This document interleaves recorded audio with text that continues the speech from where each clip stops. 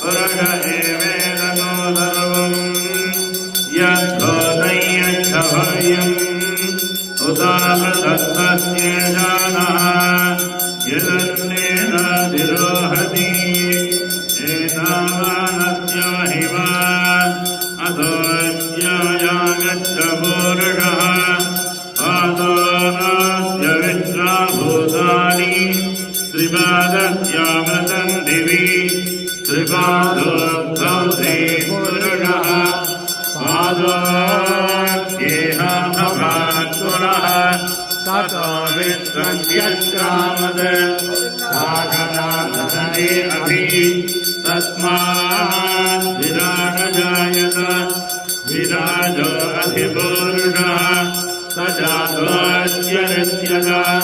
पश्चाद्धो विमथो पुरः यत्पुरुषेण हविषा